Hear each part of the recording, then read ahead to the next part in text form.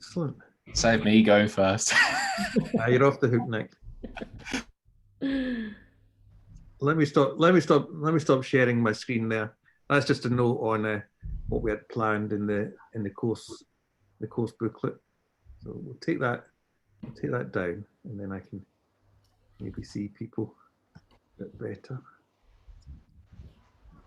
Hello. Where Vicky. Hi, one moment, please let me start my video. Oh my gosh, I feel like a grandma. Every time I start Zoom, I end up doing something wrong. Give me one moment.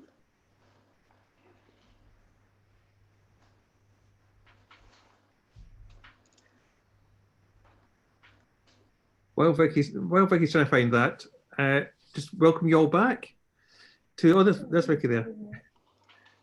You put on some light, fantastic. Welcome back to week 5 of Screenlife Accelerator. It's week 5, isn't it? Is that where we are now? We're nearly halfway through. That means next week's the halfway point. It's quite something. And we're delighted to have as our speaker from Basilev's this evening, Vicky Petela. Vicky, who is a graduate of the National Film and Television School and has worked on projects for Universal, Endemol, ITV, Disney, Warner Brothers, is based in Los Angeles at the moment, where she produced LA Women Rising and Perfect Roast Potatoes, starring Catherine Tate, amongst others. She's named as one of BAFTA's LA's newcomers to LA in 2015 and 2016. She has just produced a feature film, Trees of Peace, which has been represented by UTA. And she's working on a Screenlife comedy at the moment, #FBF for Basilev. So we've talked many times about Screenlife and comedy. This is your chance to ask all those questions about Screenlife and comedy that have been storing up for the last 5 weeks.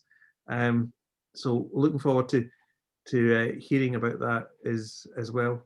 It's really lovely to have you, Vicky. Thank you for getting up this early in LA. No worries. What time is it now? No, it's 9 o'clock here, but I'm not in my usual office, so hence why I'm trying to find the best place to set up. Normally I have my office. I wish I could say I had a ring light and made it all look nice, but I don't, so apologies. Just have to bear with this. This lovely floral curtains. But no, hi, yes. No, it's just lovely to see you. I'm wearing 3 jumpers and a scarf because it's so cold here. Yeah. So we're very jealous of you in Los Angeles. I know, I feel terrible. It seems like everybody in the East Coast or in England is covered in snow and it's freezing, and I feel bad. Well, I don't feel that bad, but in LA it was in the low 20s yesterday, which was quite nice. So yeah, so hi. You'll have to excuse me because I know a little bit about what you guys are doing.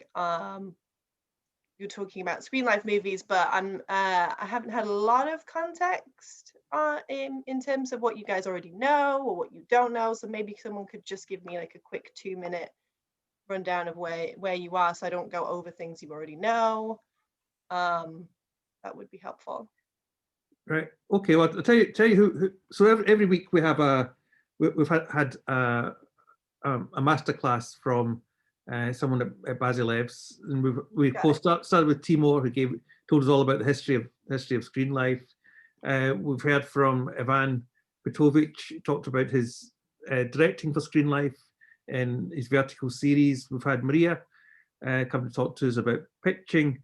Last week we had Maj Nazif talking about producing Screenlifes, and where we're up to as a group, we've been producing our own proofs of concept, which we're working towards for the end of the course. But today we're looking forward to hearing about script writing for Screenlife. Yeah. Cool. Okay. So I think I would start with how we usually start, like where we usually start with the idea, and then how we have a kind of formatted script by the end. Feel free to jump in if anything I say doesn't make any sense, or if there's something that I am also covering that you're all well aware of and I'm going over all ground, please let me know. So really the early point of Screenlife movies is not hugely dissimilar from a quote unquote traditional script writing experience. Generally, the way that these ideas come around is we already know we want to write them in Screenlife. There's been a couple of films where maybe we've read a script or we've read an idea and we think, you know, there's something missing. What would work better here? Oh, I know, maybe this would work better in Screenlife. That tends to be rarer. It tends to be, we say, okay, if we're going to write this idea, it needs to be in Screenlife. And one of the earliest ways that we thought of ideas and developed them was we would take a popular movie or a classic movie and go, what if we did that in Screenlife? Which sounds incredibly simple and is incredibly simple. So one of the ideas that we discussed and developed was, we said, what would Shakespeare look like in Screenlife? Like if Shakespeare was making movies, what would his ideas look like in Screenlife? And one of the writers I was working with said, what about Othello? And so we were like, okay, how would that work? And so we started thinking about how Othello would work in Screenlife. And another filmmaker said, what about Romeo and Juliet in Screenlife? And then that movie was developed, shot, just premiered at Sundance last weekend. So its name is #J, if you want to look it up. So sometimes it starts with going, okay, there's a really well-known classic story here. It's Romeo and Juliet. You can almost picture like, okay, how is this going to work on the screen? How are we going to set up this story? Othello, we developed in a couple of different, developed it a couple of different ways. We had little things to think about because even though there are a lot of things in that play, obviously, that still feel real in, 2021, my goodness. There are, there are things that just don't make sense, like him being in the army and the army being a big deal for him. How do you translate that into modern life? Or there have been kind of classic films that we've gone, okay, how would we do that in Screenlife?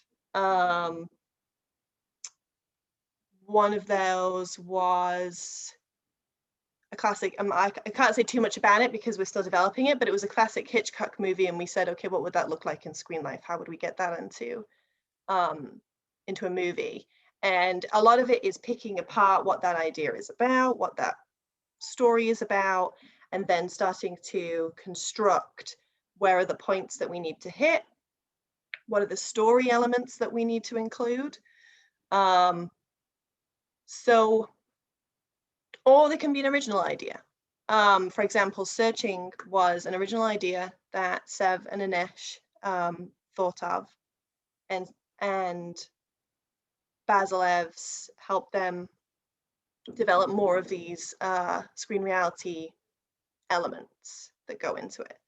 So usually when writing a screen reality film, I would always say, start with the story first. Forget about the screen life for a minute. Start with the story first. What is the story? And in its most basic principles. Because whenever you pitch a film, you should really be able to pitch it in 2 sentences. It should be that simple. You should really know what the core of your story is about in 2 sentences. If you can't do that, you have a fundamental flaw in your idea, in that it's complicated, or that you don't know how to articulate it, or you can't articulate it in a seamless, simple way. And if you can't do that, forget it. Whole thing will never work. It will be too complicated. Nobody will ever understand it. What you're trying to do won't fit together with what everyone else is trying to do who's working on the movie. It will just be a disaster. And so find a way to explain in 2 sentences, what is your story? What is it about? And you can do it with classic movies.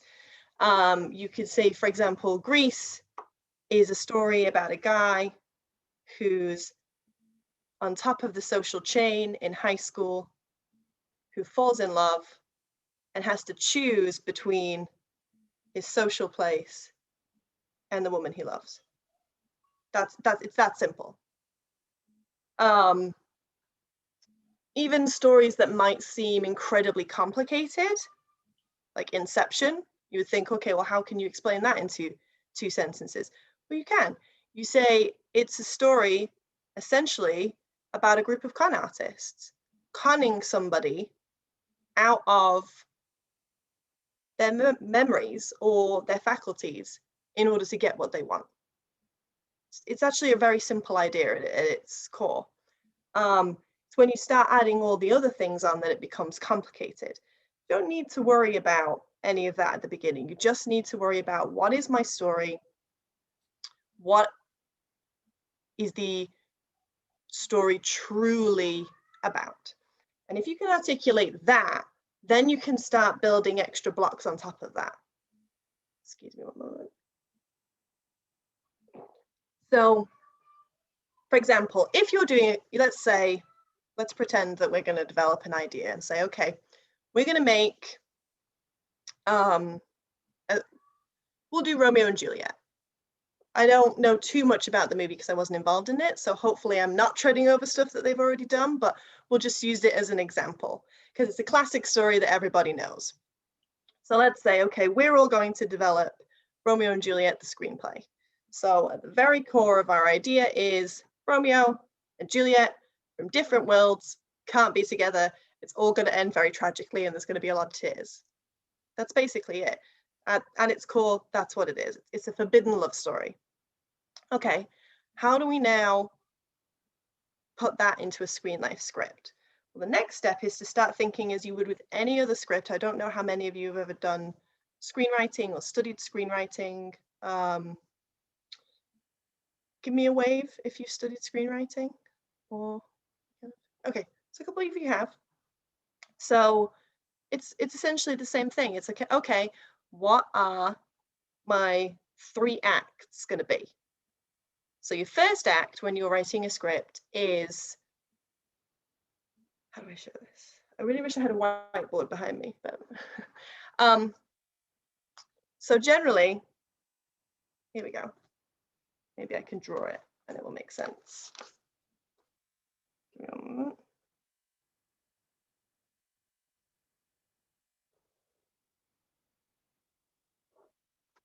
Okay, can you guys see that? Yeah. Okay, so that is your protagonist's journey in a classic comedy. And when I say comedy, I mean the opposite of tragedy. So it doesn't have to be ha ha ha comedy. That is the journey. So this is where your protagonist starts out. They're going along with their life and then something happens. And whatever that thing is that happens, it makes the protagonist want something.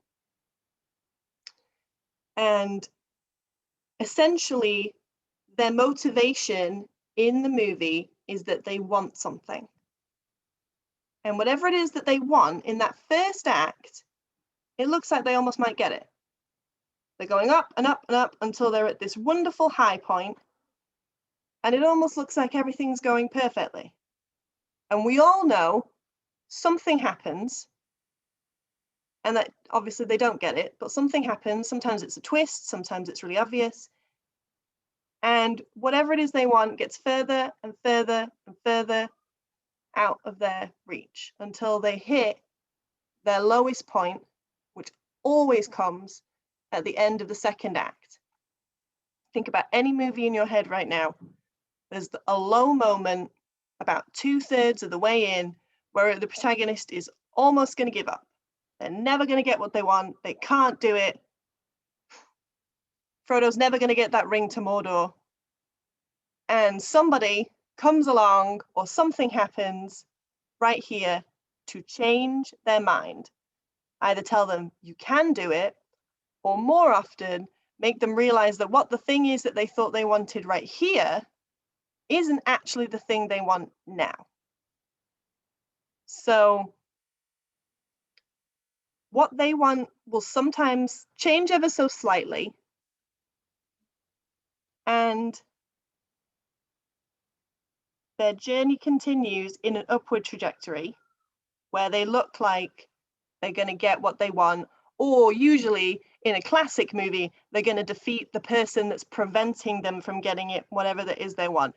Luke Skywalker is going to defeat Darth Vader in this moment.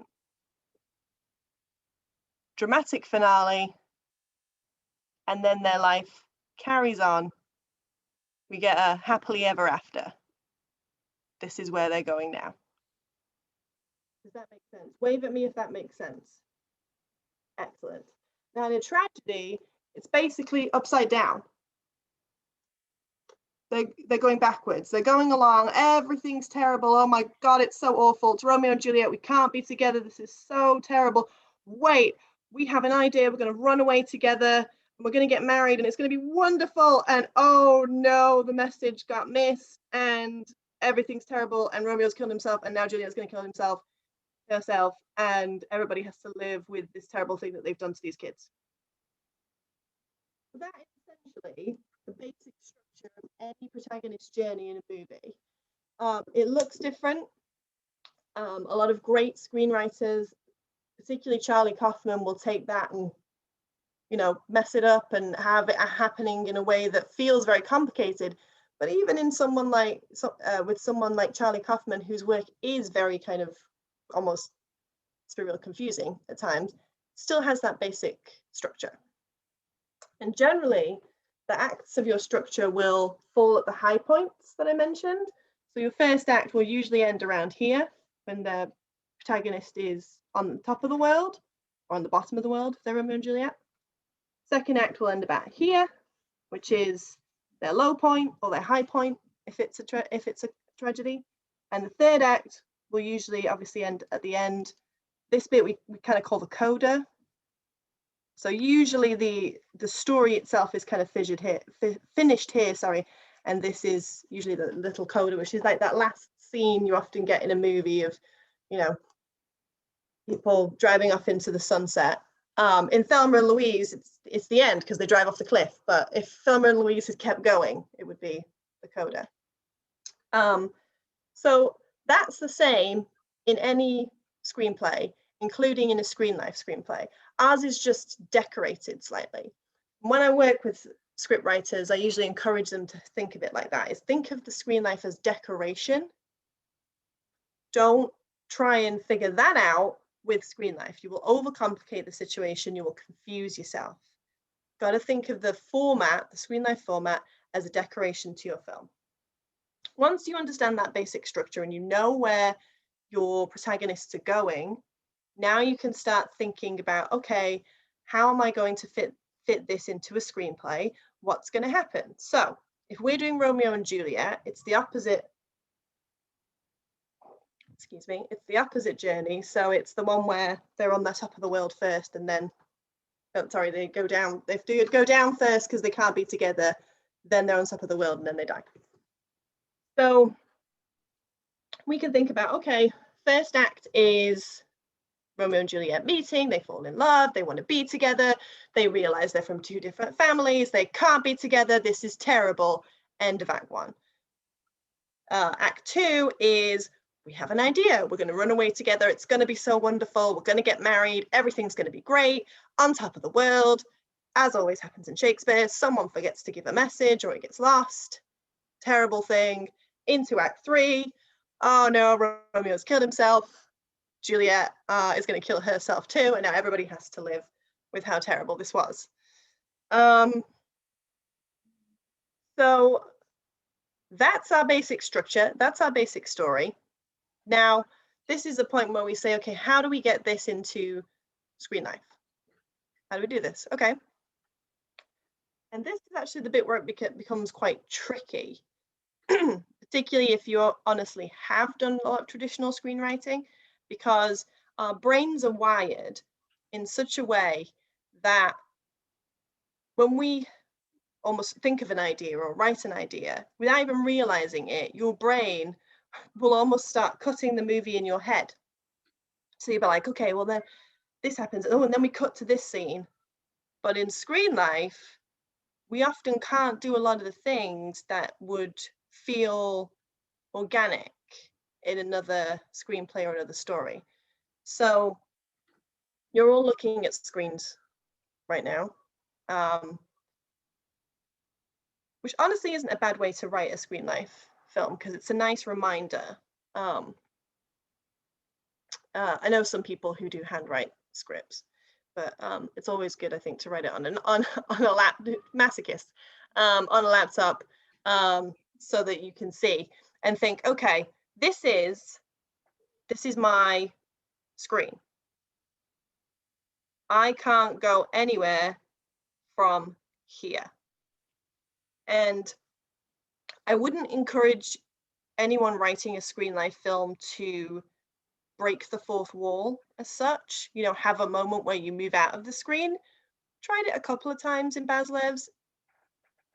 I don't know that it's ever going to be possible, but let's just say we haven't found a way to do it successfully just yet. Feels very strange to do that. So really your entire movie has got to be on a screen. Now you can hop between screens. You can go from laptop to iPhone or iPad, go to a different laptop. But in general, you want every time the action moves between screens, you really want it to be the same person whose screen you're seeing. It doesn't quite work where you jump from, say, my laptop to, let's say, Romeo's laptop. It's very confusing. An audience doesn't understand that we've gone from Juliet's laptop to Romeo's laptop. You kind of have to have one perspective, just one person's point of view in the movie. So that's the next thing to think about with writing your film, is whose point of view is this story from? Because our screens are essentially a window into their soul. It's how you should think about it. It's a window into their soul. It's a window into their brain. It's their stream of consciousness, essentially. So let's say we're going to do it from Juliet's perspective. So here's Juliet's screen. This is our stage, essentially. Can't leave it. We can maybe hop to a smaller stage or a different stage, you know, another laptop, but it would always be Juliet's point of view. Now, we've chosen a movie that we all know. If it was an original idea, really, it's kind of this, you know, really you can do whatever you want if it's an original idea. If you're taking a classic idea like Romeo and Juliet and putting it into Screenlife, there are certain things that you know you're going to have to do. So you know you're going to have to find a way for them to meet. You know you're going to have to find a way for them to understand that they're from different worlds. What are those different worlds? Why are they so different? Why can't they be together?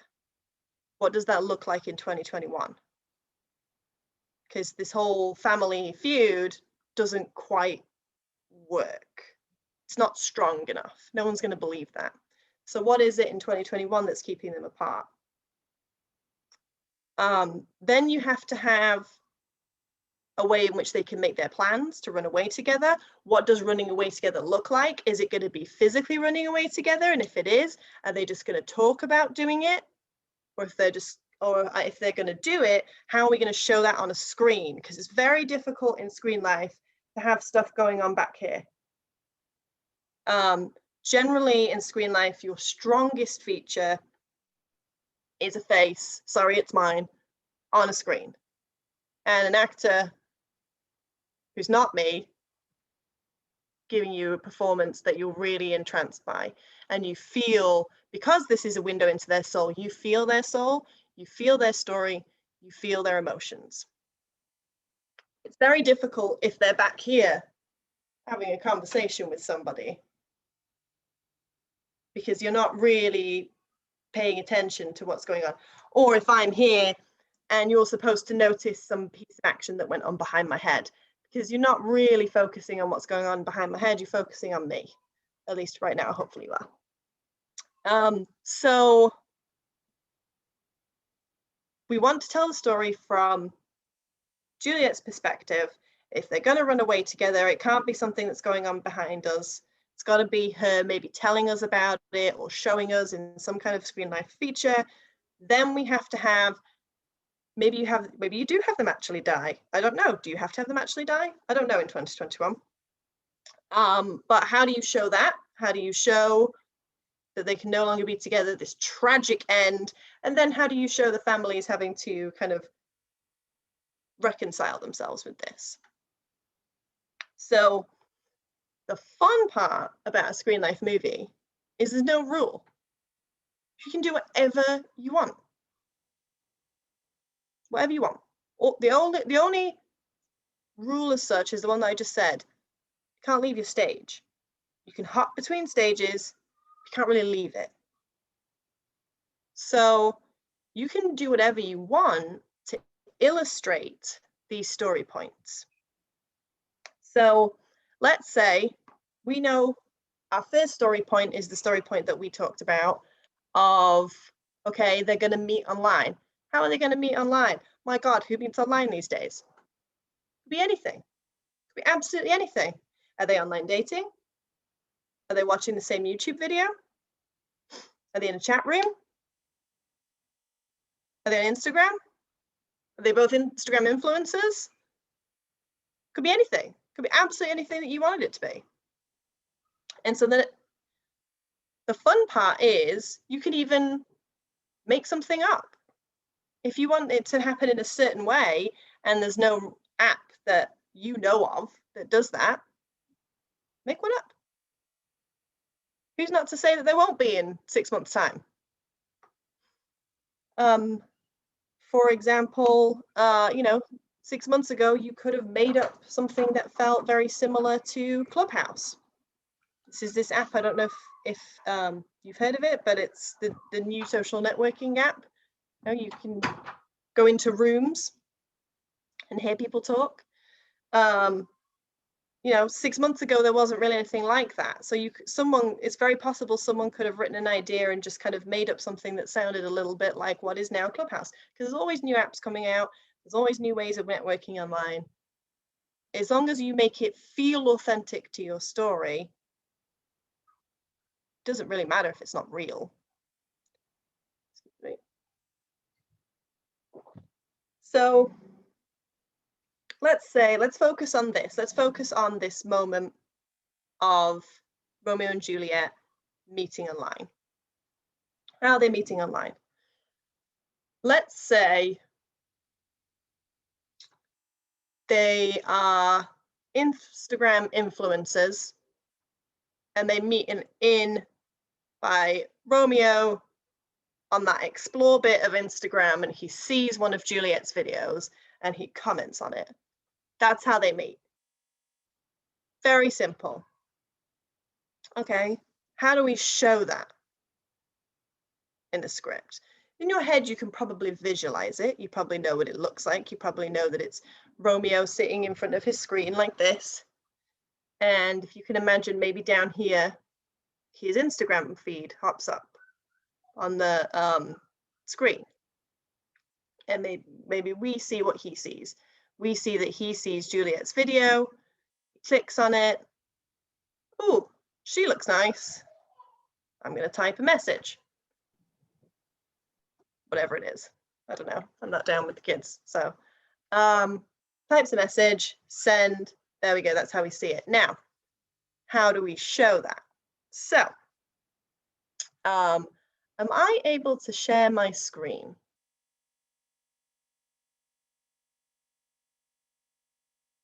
You should Okay. be able to. Sorry, Great. Vicky. I think. No problem. I can see it now. Aha. There we go. Okay, can everybody see that? Yeah. Great. So this is a page from a screenplay called Liked, which is a movie that was made. Unfortunately, guys, I can only show you the scripts for films that have been made. Can't show you the ones that we have in development. So this is Liked, which is a comedy. And so, as you see, those of you who've done screenwriting before, it's not hugely dissimilar to a quote unquote traditional script.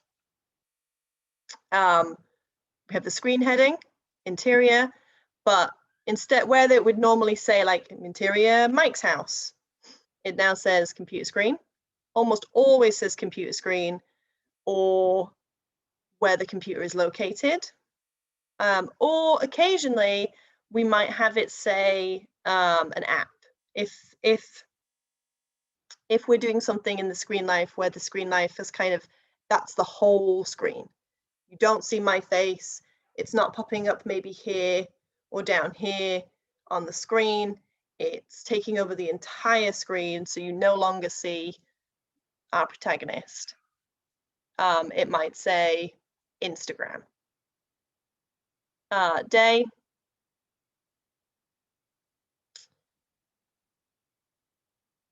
Go down here, we see, so as with a quote unquote traditional screenplay, anyone who's talking is named, their dialogue. Generally, if it's italicized like this, that means it's off screen or it's within an app. Down here where Twinkle's talking, that is, he is on the screen. He's on a Google chat, or was it Google Hangout? Yeah, Google Hangout. So Twinkle's talking to Logan on Google Hangout.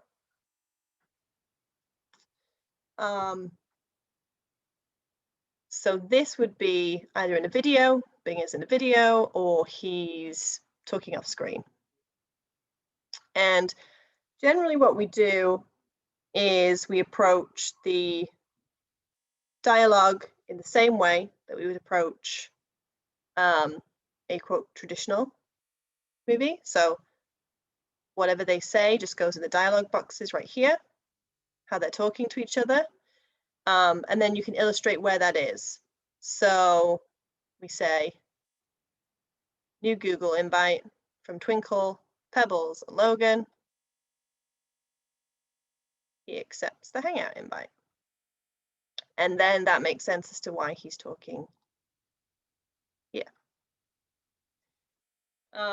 So let's say that we're talking about Juliet and Romeo. Romeo's sitting. Oh no, sorry, we said Juliet was going to be the protagonist, didn't we? Okay, so we would have maybe interior computer screen day. Juliet on her computer. And maybe we would have, you know, these stage directions here, usually where we're going to illustrate the Screenlife. So you can narrate or describe as much of the Screenlife action really as you want to. If you want to be extremely detailed and tell everybody exactly what we're going to see, in the order we're going to see it, how it's all going to come together, how the mouse is going to move, go for it. That's if you want to really, really illustrate to everybody exactly what's going to happen, you can put it all in your stage directions. That's absolutely fine. Some writers want to just kind of be minimal. They just want to say, he's browsing Instagram. He sees her picture, he clicks on it. That's also fine. You can leave that up to the director, how they want to visualize it. Or there are some writers who, like I said, want to be extremely detailed. They want to tell you exactly what movements are happening, exactly where everything's going. All goes in these stage directions here. So in this situation, we have a new Hangout invite from Twinkle, Pebbles, and Logan. he's typing a text to his mom at the same time, and then he's erasing it, then there's someone talking over him. So there's a lot of things happening at once on this page. Excuse me one moment.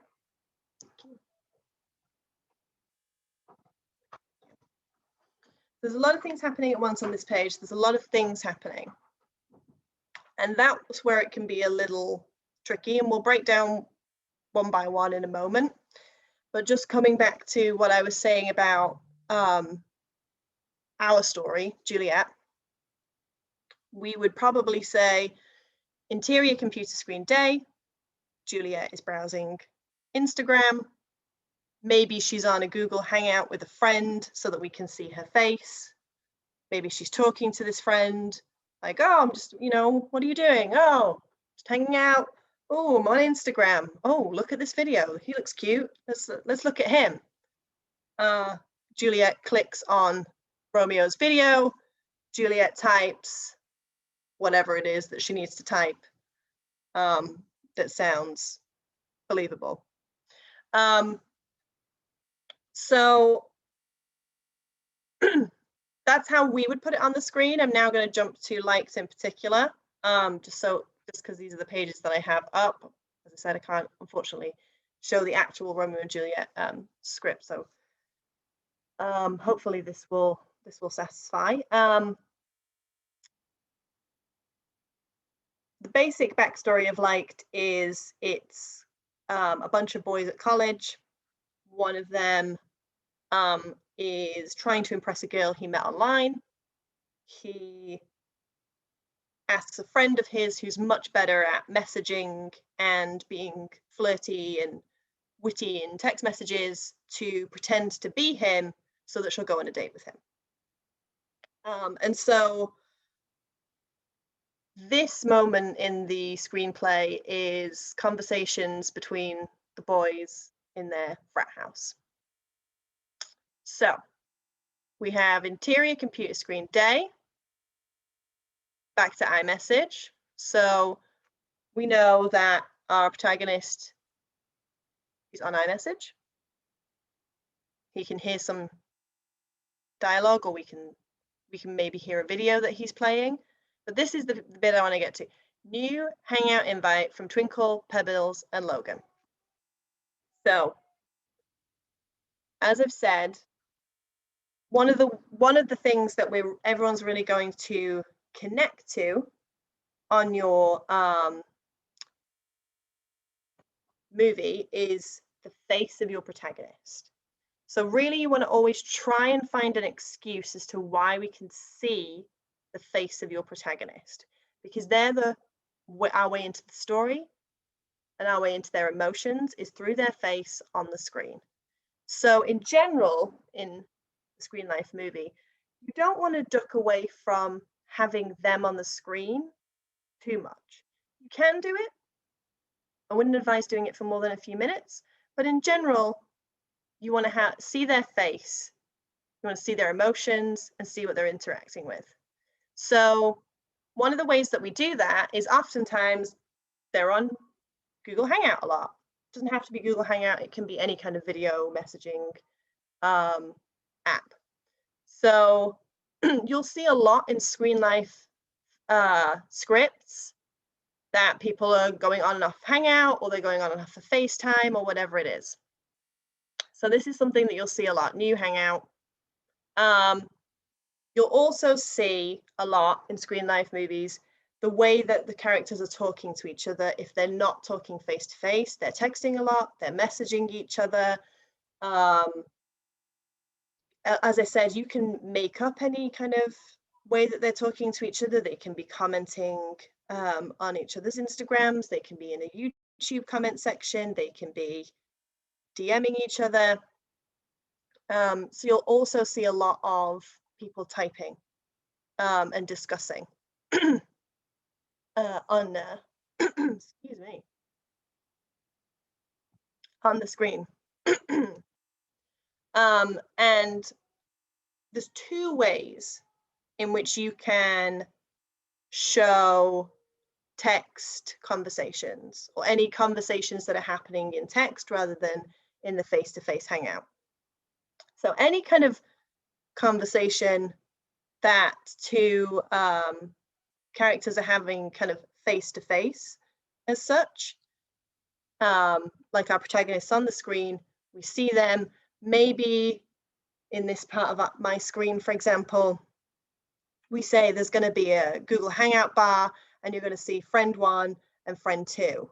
So Julia and maybe her 2 female friends hanging out on the screen. Anytime that we're discussing, the 3 of us or 2 of us, whoever it is, that's going to be traditional writing like this, dialogue writing, where it's the character's name and centered in the middle of the script is what we're saying to each other, as you can see.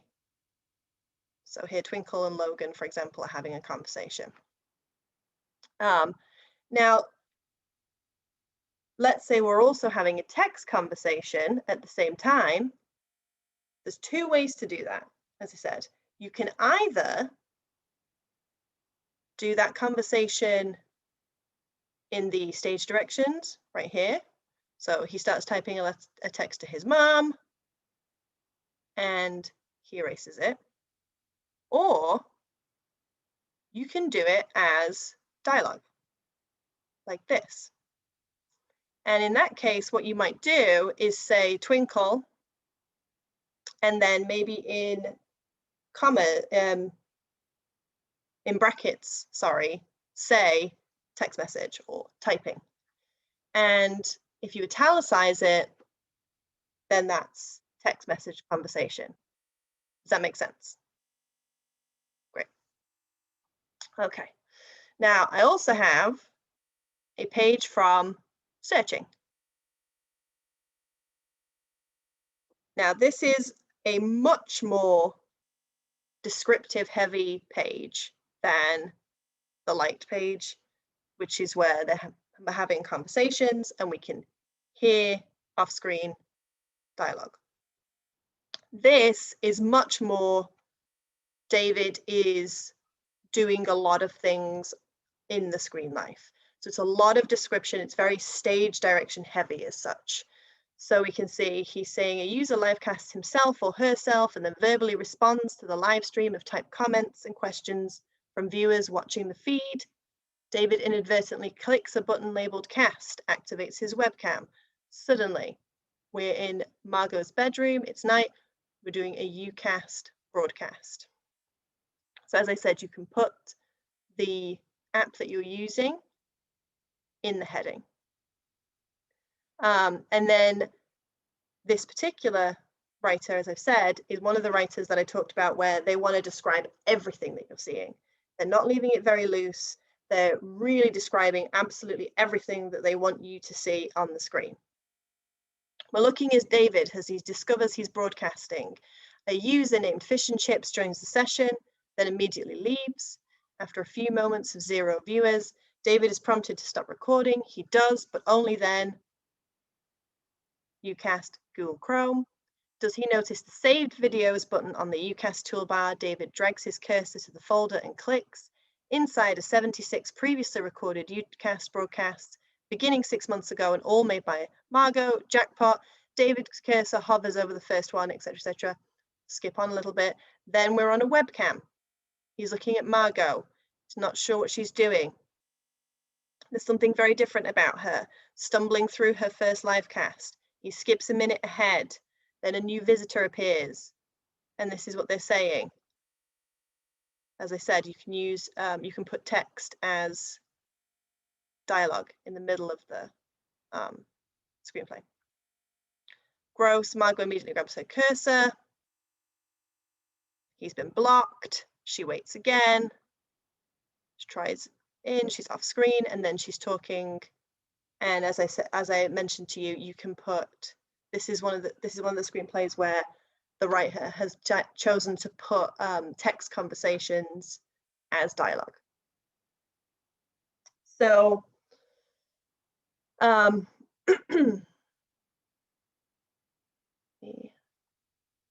we go. So there's 2 different ways that you can do that. You can write your screenplays. You can choose to be a little more loose, a little less descriptive. Maybe you are just mentioning the apps or conversations or where people are meeting, or maybe you're going to be like the searching type screenplay, and you want to describe absolutely everything that people are going to see.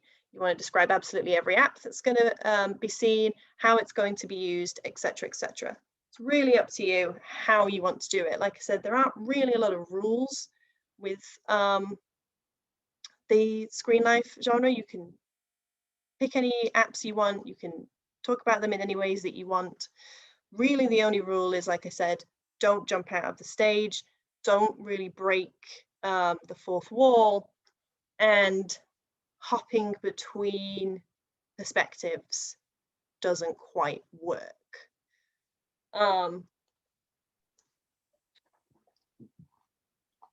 So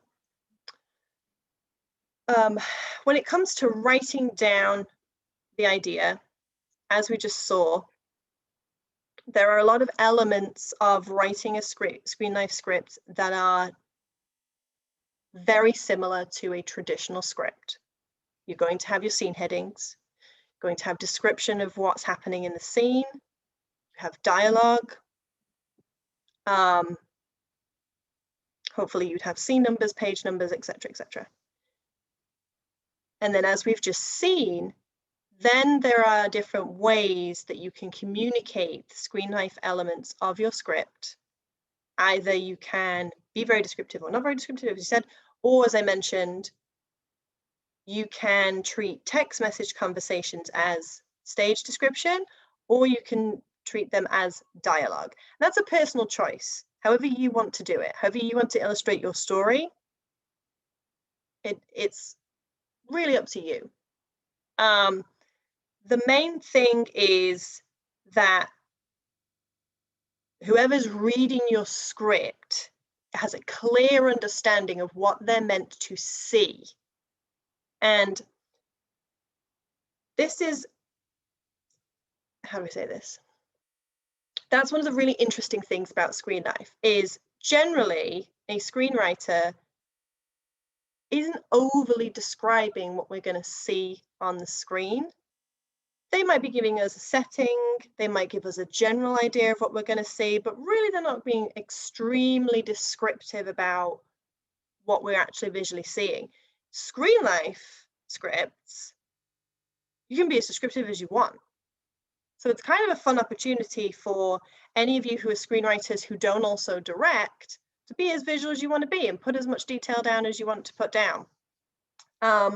Those of you who are directors, maybe some of you are writer-directors, and so you plan on directing your own Screenlife script, and so maybe you don't need to be as descriptive and you already know what you're going for. But really you just want to make sure that anybody reading your script understands what they're meant to be seeing and understands what they're meant to get from what they're seeing. So if there's a very key, for example, let's go back to our Romeo and Juliet. If we need to know that the key moment between Juliet and Romeo meeting is the fact that Juliet sees Romeo, and this comment that she's going to make, this is going to be their first interaction, it's really important. So that needs to be very, very clear in your screenplay that that's that moment. That we see it, that we understand it, that that's the moment where they're going to connect.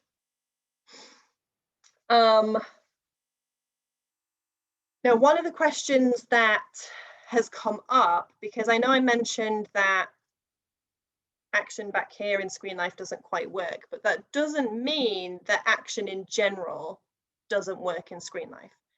One of the movies that we've recently developed was our first action thriller in Screenlife. And so understandably, that has physical fighting in it. It has stunts in it, it has explosions, not stuff that you would think ordinarily would maybe work in Screenlife. Afraid we're going to have to move away from our Romeo and Juliet comparison because there's not that much fighting and explosions in Romeo and Juliet, although there could be if you want to do that. How do you show action in Screenlife? So there's a couple of different ways you can do it. As I said, if you have someone's face, what's going on behind them, no one's going to pay attention to.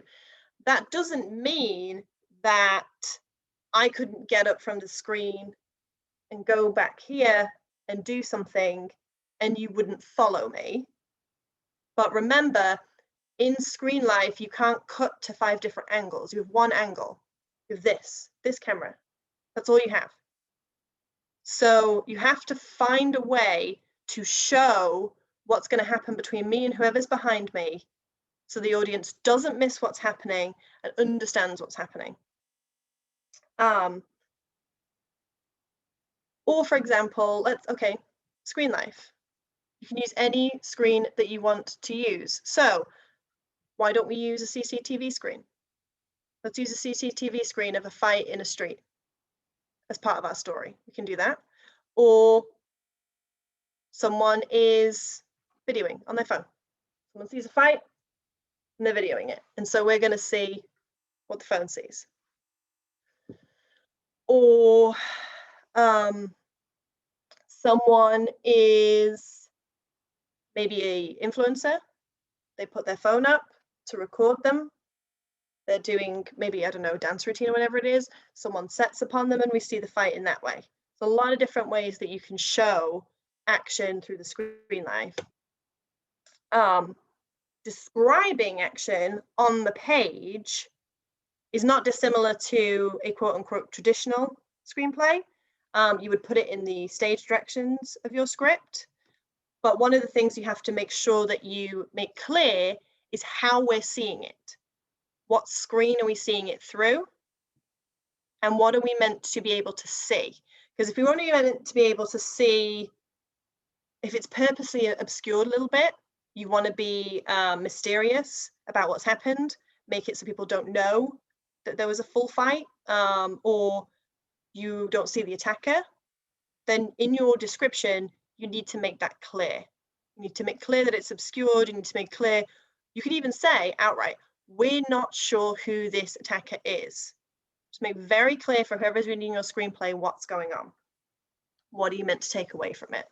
And just remember when you're writing it that you don't have the option of showing a close-up of, say, for example, you want to say, okay, Romeo gets hit in the eye. How are you going to show that? You don't have the opportunity to show a close-up of Romeo getting hit in the eye. So either it's you want to communicate that Romeo's been hit, or you want to say that he's been hit in the eye. Okay, if he's been hit in the eye, then you probably need to find a way in your mind to show that, knowing you can't have a close-up or cut to a close-up of that happening. So maybe it's a phone. Someone comes up close to Romeo right as he gets hit in the eye. Or maybe you just want to show that Romeo got hit, in which case you can say Romeo takes a hit. And then your director can decide how they want to show that. Does that make sense? Yes. Okay. See some of you with me. Okay. So that leads me on to the next point I was going to make, which is that pretty much any genre works in Screenlife. So we've discussed the classic drama. I just told you a little bit about action thriller. I know there were some questions about comedy. Now, writing comedy, I don't know if any of you have written comedy before. Give me a wave if you have. Writing comedy is in of itself a very, very difficult thing, because so much of comedy, as we all know, is in the delivery and the performances. And one of the pitfalls I find when I read comedy scripts is people try too hard to be funny on the page, which sounds weird, but it really is a thing. Like every single piece of dialogue is like Chandler from Friends. It's just constant one-liners and someone cracking a joke, which in reality, no one is like.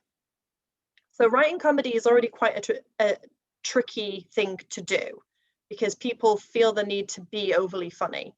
And so what I often say to people, aside from Screenlife, when they're writing comedy is, as we talked about, start with your story, start with your basic story, get that sorted out, and then you can add in the comedy elements, almost like the Screenlife. You can add in the Screenlife and the comedy as description. Comedy isn't just jokes, as you all know, it's situations, it's putting your characters in ridiculous situations, it's making things happen to them that's kind of absurd. One of the things that you can do if you want to write a comedy, but you're not necessarily someone who's very strong at jokes, is you can have a writer come in and do a joke pass.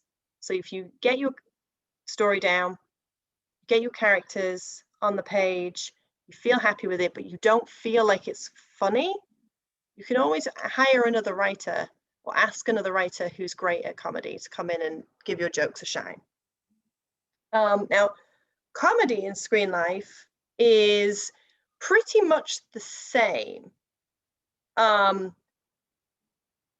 When we're writing a comedy, we try not to focus too much on the jokes. We try to get the story down first, and then we start thinking about, okay, how would this be funny? How can we use the apps to be funny? And one of the things that we found is Screenlife, when you start putting it together, is almost a little bit like editing something to music. There's a real rhythm with Screenlife of when you see the apps appear on the screen, when you see the text, when you see comments, when you see what the director wants you to see at what point. There's a real rhythm to it, in the same way that there's a rhythm to comedy. And so we found that the timing of when you see certain things was really key to making a successful Screenlife comedy. And so when we were writing the one of the comedies that we just did, the teen comedy we just did, we really wanted to write it in such a way that we were describing not only what you were seeing, but when you were seeing it. So it felt a little bit over described on the page, but then when we were shooting it, it was really clear to the actors when they needed to say what, when they had to allow a moment for something to pop in. And now that we're editing it, the editor knows exactly what time to cut everything together. So it's a little bit like a dance.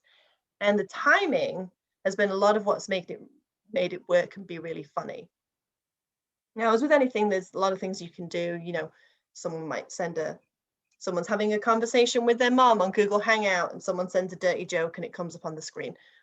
There's a lot of different things that you can do that are funny. And I say with comedy, our natural instinct is to have two people saying funny lines. But when you have Screenlife, you have a huge smorgasbord of opportunities to write funny things and do funny things. So you can use any app, any music. You can use music. You know, if someone's on their laptop, maybe they play the wrong song at the wrong moment.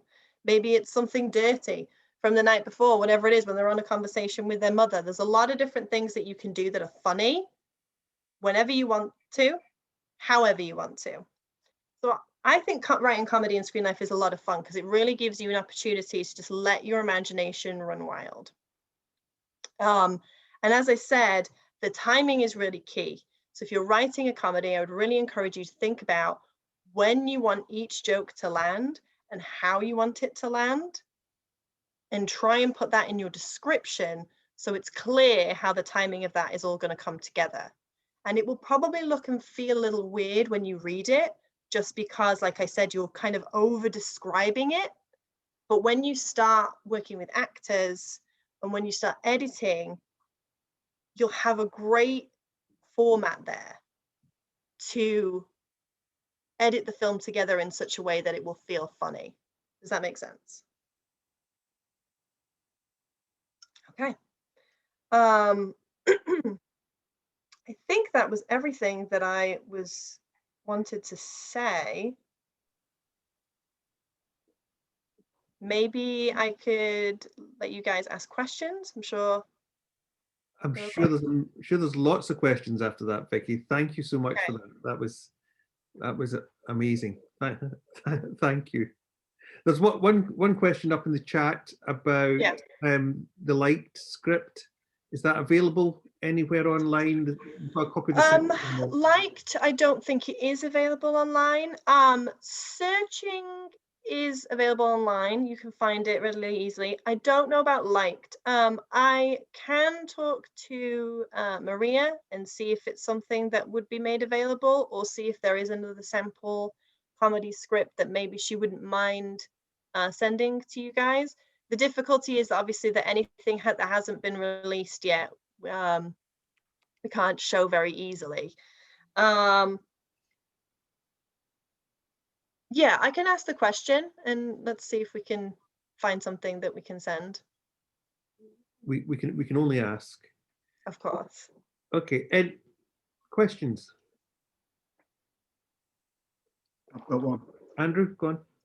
Yeah, it's I guess going back to what you were saying about breaking the fourth wall, in terms of, so for example, if you're going to show a character outside of the screen, as it were, it needs to be motivated by an app on the screen type of thing. So if a writer, if the scene was a writer typing a script, you couldn't cut from the text he was writing to the webcam filming him back and his eyes. Yeah, you could. Yeah.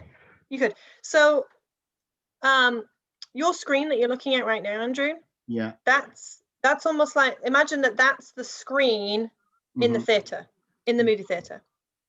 So Zoom is a great example, because you know how when you click on the chat, the picture of what you see kind of moves to the side, and then you get the chat bar on the right hand side. sure. That's a great example of what you could see in the theater if we were looking at you and you want to show us what you're working on. You can say, you know, in the screen header, interior, Andrew's bedroom, evening. In the description, Andrew is working on his screenplay. He's tearing his hair out. He keeps writing and deleting the same line over and over again. And then you could say, like, we see him typing and deleting the same line. And if you, like I said, if you wanted to really describe exactly how that would happen, you could maybe say, you know, the text pops up on the right hand side of the screen. We see the words being typed and deleted, or if you could just leave it a little vague. So further, just adding on to that. So if a laptop was open in a location and a character walks past the laptop, could we see that action on screen without there being? You could, yeah, absolutely. The recording. Yeah, absolutely. And like I said, you can have whatever you want to have happen, really. However you want to see, you can have happen. Like I said, there's really only those rules about jumping screens and jumping perspectives that are really not going to work. When I say break the fourth wall, what I mean is, for example, if you can see your screen right now, and then all of a sudden you imagine that the next shot is from a traditional camera shooting this way over my shoulder. I'm with you. And we're out of the screen reality. That feels really, really jarring. And we've tried it a couple of times in different ways at Baslev's, and none of them has been 100% successful just yet. Because when you watch a Screenlife movie, particularly at the end, if you watch a Screenlife movie, your brain kind of sets and goes, okay, this is what I'm doing now. I'm used to it. It's weird for a couple of minutes, but now I'm into it. And then all of a sudden, if you cut and there's a camera looking at the screen over your shoulder, it feels really weird. You're like, what just happened? Like, what? So your brain has to like jump back to like, oh, we're doing this kind of filming now. That's what I mean by breaking the fourth wall, is breaking out of that stage that I talked about on your screen. If you wanted to have, say, someone walk behind you right now and we all see that happen, absolutely. And it's like I said, it's really down to you, how you describe on the page what we're meant to see and how we're meant to take that. So if it's Andrew is sitting at his desk, he's typing, we see him on the right hand side of the screen, we see the text that he's typing. Suddenly a dark figure crosses the screen behind Andrew. we do not see who they are. Mm. And that's, you know, if you were writing a thriller, there you go. And it could be Andrew clearly has not registered them, or Andrew clearly has not seen or heard them. We see shadows moving on the wall behind Andrew. So you're now in, you know, but he's so engrossed in his screenplay, he does not notice. So you can have like 3 things going on. You can be writing in your script, and then behind you, that's for the director to decide how they want to show that. What I was saying is, if something's happening behind me and it's meant to be super important and super detailed, it's very difficult for an audience to see that. But absolutely, if you're, you know, taking up 3/4 of the screen and a black figure, you know, dark figure passes behind you, the audience will see that. They won't necessarily see who it was or what they were doing, but they'll see it. So that's a great thing that you can use if you were writing a thriller or a horror.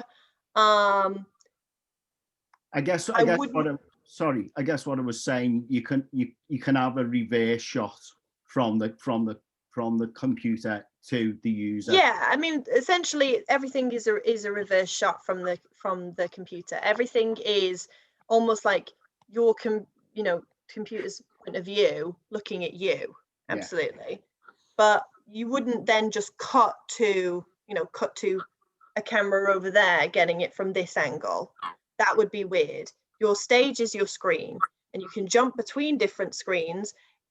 If you really wanted to do that, Andrew, if you really wanted to have a camera behind looking at the screen, you could make it a CCTV camera or a home security camera. You know, and that would be your next scene: interior security camera pointed at Andrew working on his laptop. Got it. As long as you stay within a screen format, you can really do whatever you want. Thanks, Vicky. No problem. Nick, I think you've got a technical question about changing locations in the script.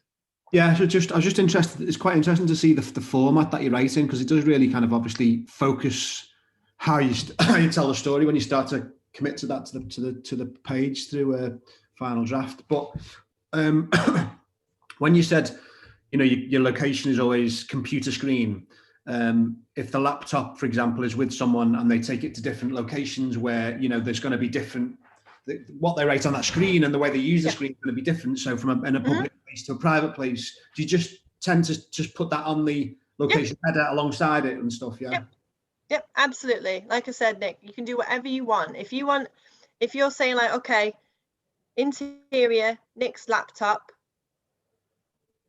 kitchen, evening. Right, Nick is at home writing on his laptop. Next scene, because you can cut between times. Doesn't have to all be in real time. So the next scene could be interior, Nick's laptop, park, daytime. Nick is sitting on a bench in the park typing on his laptop. Next, and then maybe next scene, interior, bedroom, afternoon. Nick is working on his laptop. That could be a montage almost to show us Nick is furiously working on his screenplay to try and get it finished, and he's taking his laptop with him everywhere that he goes. Yeah. Can be absolutely anything you want. Like I said, there's no real rules to how you communicate to whoever's reading your script what you want them to say. Yeah. In Screenlife, you almost kind of want to over-explain. Yeah. It's really the only time when you're writing a script where you want to over-explain. And so the Screenlife scripts sometimes can look very description heavy, can be a little weird to read, but you start getting used to them. And sometimes they run ever so slightly longer than traditional script page-wise. They maybe go to about 100 pages rather than the classic 90 pages. And one of the things that I encourage everybody to think about it when they're reading them, if they haven't read a Screenlife script before, I go, don't worry, it will run 10 minutes shorter than you think. It's just super description heavy, so that the editor and the director know exactly what has to happen at what time. And what's the structure for writing multiple platforms at the same time? So when you see in a screen. Yeah, absolutely. I can I share my screen again? Let me show you. I think search probably has the best example of multiple things. Let me see. There's a good moment.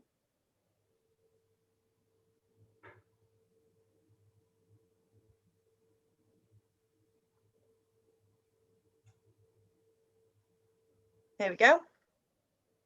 It's a good example. So here you've got Google Spreadsheet, Google Drive.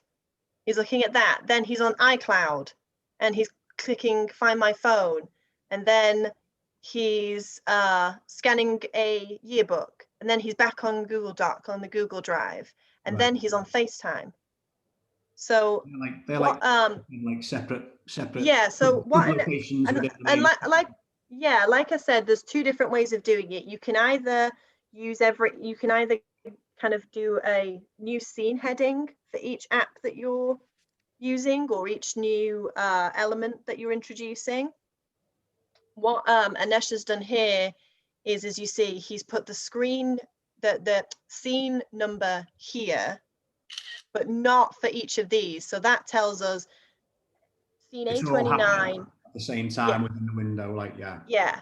So this is scene A29 is exterior school rotunda, but part of that scene is Google Spreadsheet, iCloud, the Scan Center, and the Google Drive. They're not all new scenes. They're all happening in the same scene because he hasn't numbered them, but he's done them in bold to show us that that's what we're going to be looking at.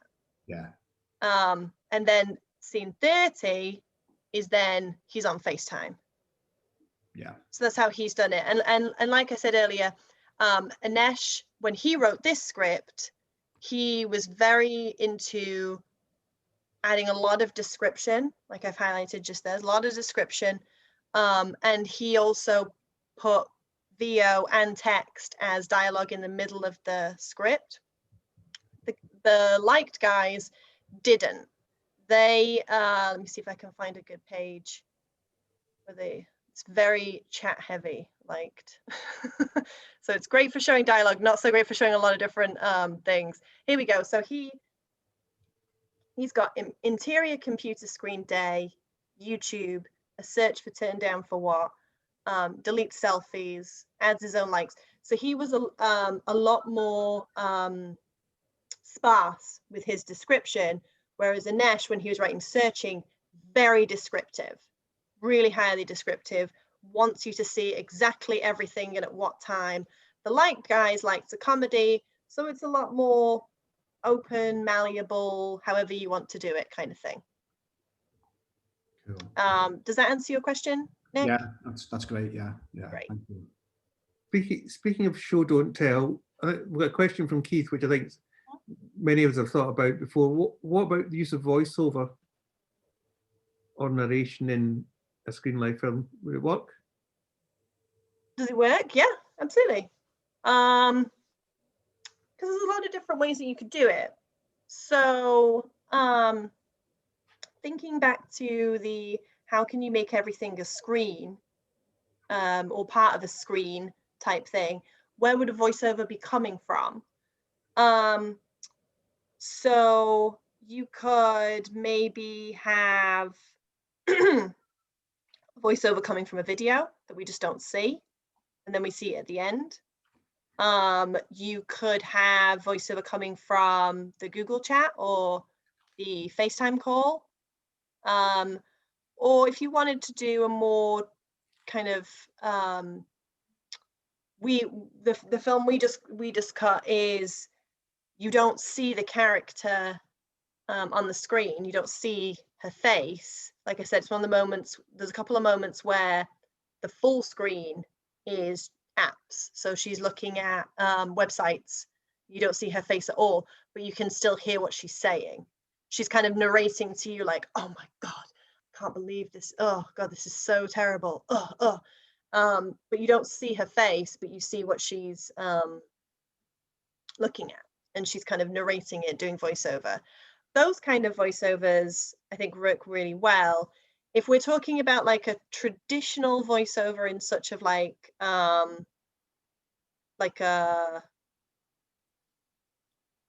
oh, you know, this is the story of my life, this is what happened on this day, this is what happened on that day, I think I would encourage you in that situation to try and find a way for that narration to be part of something on a screen.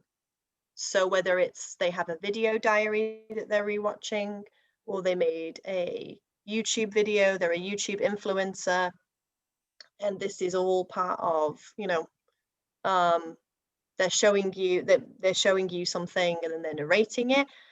Does that make sense? I would still try and find a way to connect it to Screenlife, because that is where you, if you're just having a quote traditional voiceover of like, let me tell you my story, this is the thing, and then you're seeing the Screenlife, that's where you start to get into breaking the fourth wall a little bit, and it starts to feel a little weird.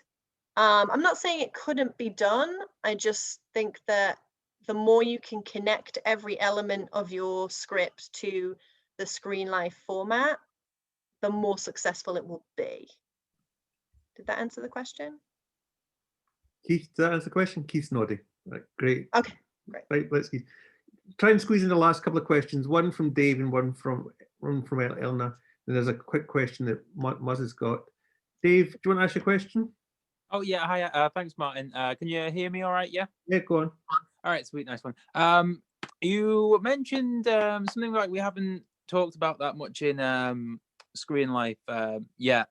I'd imagine you've worked with a lot of like production music writers, like some good ones, some bad ones. I'm under the assumption like you have to use music to set the tone and the mood and rise tension. But apart from that, do you have any tips for music writing for a production? Like, especially because you said before about you can't break the fourth wall. So I was going to say like... well, music is one of these weird things where you can kind of do whatever you want. And each Screenlife movie that's been made has done music in a different way. And it's been kind of the director's choice. So Searching, for example, had a lot of what we call non-diegetic music. Non-diegetic music is music that is not part of the story as such. So diegetic music would be if Juliet, our character, is on her computer screen, and in the script you say, Juliet plays Taylor Swift's whatever while she's typing. And as part of the scene, our character is listening to that specific song, and maybe she's singing along while she's typing, you know, do, do, do. That's what we call diegetic music. It's part of the scene. The characters can hear it and interact with it. Non-diegetic music is music that your characters are completely unaware of. And so that would be a score, like a traditional score of a movie. So like, you know, this classic Star Wars score. Luke Skywalker doesn't hear the Darth Vader march while he's fighting Darth Vader. We hear it, and it adds to the majesty of that scene, that amazing score. That's non-diegetic music. Now you can do either of those things. So there have been some Screenlife movies where the only music that was used was music that the characters could hear, and the director would have the characters listening to a certain piece of music to give a certain feeling in that scene. So, and that works a lot in comedy, where it'd be like, okay, we have to discover this thing. And so you'd have like a part of the comedy being that then one of the characters would purposely go and try and choose like the Mission Impossible theme song or something while they're trying to discover whatever it is that they want to discover, because then that's funny and just like over the top, and it's like, okay. Searching didn't do any of that. They had a traditional score as such.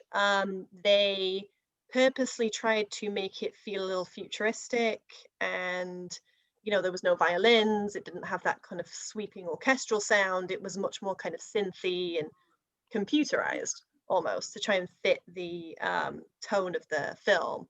And when John Cho was desperately looking for his daughter, and the filmmakers wanted you to feel him kind of on the edge of worry when he first realizes that she's missing, they had music in that scene that John Cho's character wasn't listening to, that they added in.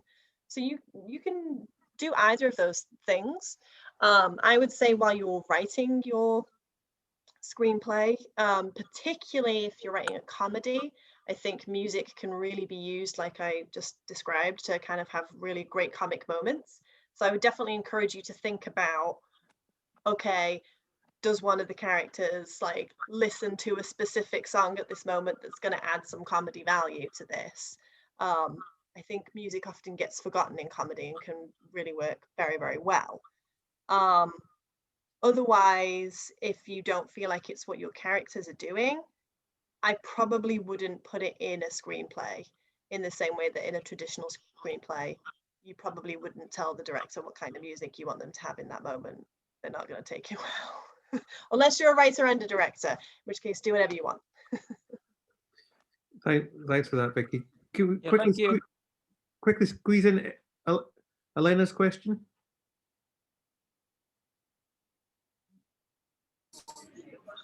Should I read it? No, I wanted to ask, how do you work with the apps while filming? Do you have like a designer who prepares it for filming, or do you film first and then mix everything while editing and adjust the videos to the actors to the apps? Got it. You're asking how we show, do we film the apps live or do we add them in later? Yeah, because I've heard of different ways to do it, so I'm interested. Yeah, so we found that the most time efficient way is to put them in later. So what we do when we shoot is, almost how I'm sitting in front of my laptop now, we have a laptop rig. We have an actual laptop, and it's rigged up with a camera right on top of the laptop. And we have a quite complicated technical process where the actor who's maybe playing my best friend, or let's say I'm Juliet, Romeo might be on the same set, not in the same room, but on the same set. And basically our laptops are hooked up to each other so that we can hear each other and we can see each other on the laptop, almost like we are actually having a FaceTime conversation. And then they have earphones in so that they can hear each other and they can hear the director. And we usually have the script on the screen for them as well, so that they can see their lines. And then that's really all they can see. They have to do a lot of miming and a lot of kind of imagining of something moving on the screen. And we have them time it out, like time out how long it would take them to type out whatever it is they're typing out. We have them pause and just kind of react, even if they can't see what's going on the screen. And then we build the apps in the edit process. Baslev's has software that they've developed that makes creating, say, like an Instagram page, but it's not Instagram because we can't actually use the name Instagram because obviously it's copyrighted, but something that looks like Instagram or looks like Facebook. They have, vectors to build that, having done so many of these films that it's relatively easy to do that. And that was why I was talking about when you're writing a comedy, if the timing of when those things appears is really important, you almost kind of want to put that on the screen, on the script, so that when your actor is sitting down, because they're not actually going to see like a message bubble or an iMessage bubble pop up, but they can, if they have the script in front of them, they can see, okay, then this happens and now I'm reacting to it, and then that happens and now I'm saying this. And then when you get in the edit, your editor can see on the page, okay, this happens at this time, this happens at this time. And then basically we create the apps and then we cut them together timing wise. It's a very, very long and complicated edit process. I will say that it's almost double what a quote traditional movie would be. I would usually cut a traditional movie for about 8 to 10 weeks, and these we cut for 18 weeks. It's a lot of editing. And we usually have more than one editor, because after 18 weeks, as you can imagine, the first editor is so burnt out and exhausted that they can't see it anymore. So having more than one editor is a good plan on a Screenlife movie. If you're planning to make one, I would just say never overestimate how long it's going to take you to edit it together, just because of how complicated all those apps can be. But in terms of timing, what I would do is build all your assets first. So build all your Instagram messages, build the Facebook page, build the Google Hangout, build the online shopping website, whatever it is. And then you put all of those in the edit together, and then you cut them to time, if that makes sense. Almost like you treat the app pages almost like footage. Like in a traditional movie, you would have like, okay, here's all the shots of Juliet, here's all the shots of Romeo from this scene, here's all the shots of Mercutio from this scene, and now we're going to edit the three together.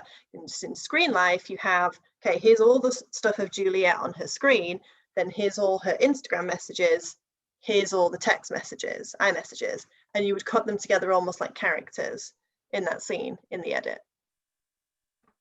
Does that make sense? Does that answer your question? Yeah, perfectly. I probably wouldn't encourage you to try and capture everything live of all the stuff coming up. A, because of the timing, and B, because then it will be a pain. It can be wrong. It can go wrong, and then also it's a real pain to have to go in and VFX out all the copyrighted logos and company names. Facebook is a copyrighted name and a copyrighted logo. You're going to have to edit all of that out, and it's a lot of time and effort to do that. So I would definitely build them in the edit. Is YouTube copyrighted and Google as well? Yep. Wow. Okay. You can get away with certain elements of things being here in the US. We have what's called fair use. There's a certain level of things that you can get away with because the internet is kind of a public domain. There's certain things that you can do. It's kind of a gray area, and it can get a little tricky. So in general, I would just steer away from showing any of the big social media companies' logos or names. Just in general, just don't overcomplicate things for yourself. Thank you. No worries.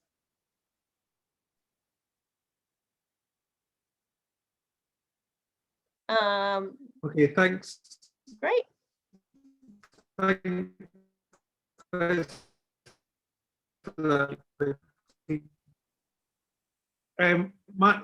internet's gone down, and I've come back on my phone, which is going to be fun.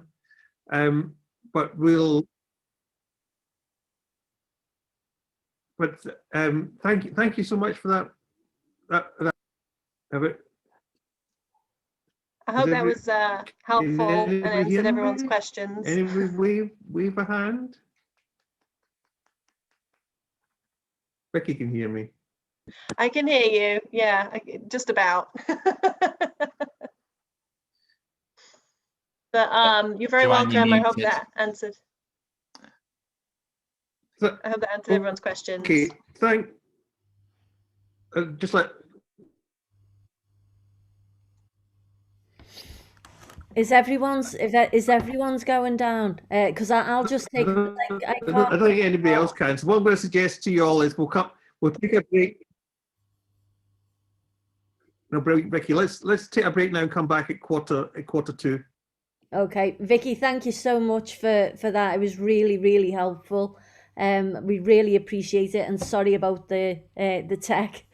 No worries.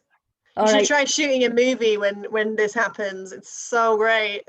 Try to shoot a Screenlife movie and the internet goes down. Thanks very much. We'll be in touch soon. We really, really appreciate it. No worries. I hope that was helpful for everybody. Have a good night. Thank you. Bye. Bye. Thanks, Vicky.